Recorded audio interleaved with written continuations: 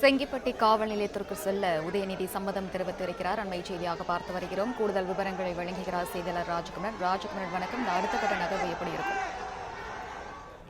நீண்ட நேர காத்திருப்புக்கு பிறகாக தற்பொழுது செங்கிப்பட்டி காவல் நிலையத்திலேயே தன்னிடம் விசாரணை மேற்கொள்வதற்கு எதிர்க்கட்சி தலைவர் உதயநிதி ஸ்டாலின் சம்மதம் தெரிவித்திருக்கின்றார்.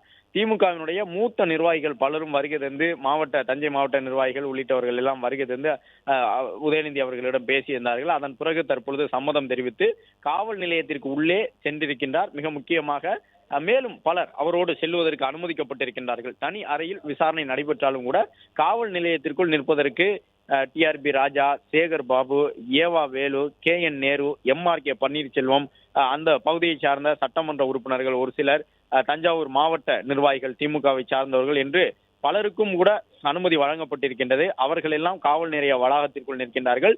காவல் நிலையத்திற்கு வெளியே நூற்றுக்கணக்கிலே திமுக தொண்டர்கள் திடீரென்று குவிந்து விட்டார்கள். தஞ்சாவூருக்கு உள்ளாக எதிர்க்கட்சி தலைவர் இருக்கக்கூடிய வாகனத்தை கொண்டு சென்றால் அங்கே நிறைய திமுக தொண்டர்கள் இருக்கின்றார்கள். அவர்கள் கூட்டத்திற்கு உள்ளாக வாகனத்தை எடுத்து செல்ல வேண்டிய சவால் ஏற்படும் என்று நினைத்து செங்கிப்பட்டி காவல் நிலையத்தில் விசாரணை நடத்தி விடலாம் என்று காவல்துறையினர் தங்களுடைய வியூகத்தை மாற்றியிருந்தார்கள்.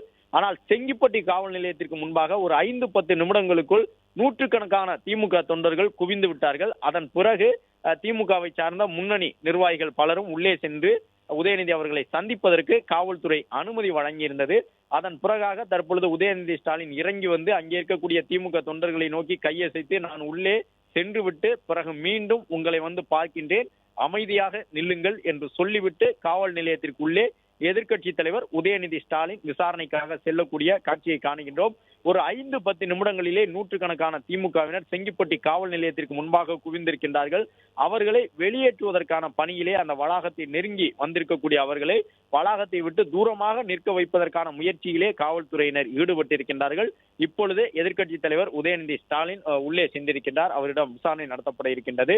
ஏறக்குறைய ஒரு 8 மணி நேரம் பயணித்து செங்கிப்பட்டியை வந்தடைந்திருக்கக்கூடிய அவரிடம் காவல்துறையினர் விசாரணை மேற்கொள்ள இருக்கின்றார்கள். இடையில் ஒலக்கூர் பகுதியில் மட்டுமே ஒரு 20-25 நிமிடங்களுக்கு வாகனம் நிறுத்தப்பட்டிருந்தது. ஏசி வசதி இல்லாத பேருந்து, காவல்துறை வேன், அதில் தான் அவர் அழைத்து வரப்பட்டிருந்தார். எதிர்க்கட்சி தலைவர் உதயநிதி ஸ்டாலின் இப்பொழுது அங்கே இருக்கக்கூடிய தொண்டர்களை நோக்கி கையசைத்து விட்டு அவர் இறங்கி செல்லக்கூடிய காட்சிகளை காணுகின்றோம். முன்னாள் அமைச்சர்கள் சுப்பிரமணியன், சேகர் பாபு உள்ளிட்டவர்களும் கூட சென்னையிலிருந்து வருகை தந்திருக்கக்கூடிய அவர்களும் அனுமதிக்கப்பட்டிருக்கின்றார்கள். இப்பொழுது செங்கிப்பட்டி காவல் நிலையத்திற்கு உள்ளாக உதயநிதி ஸ்டாலின் சென்றிருக்கின்றார். அங்கே அவரிடம் பல்வேறு கேள்விகளை காவல்துறையினர் எழுப்ப இருக்கின்றார்கள். திமுகவினுடைய மூத்த நிர்வாகிகளும் காவல் நிலையத்தில் அமர்வதற்கு தனியாக இடம் ஒதுக்கப்பட்டிருக்கின்றது.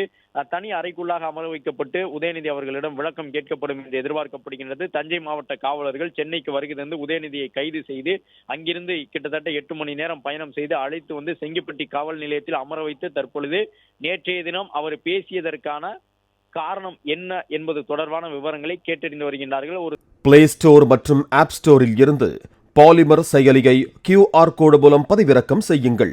செய்திகளை உடனுக்குடன் பெறுங்கள்.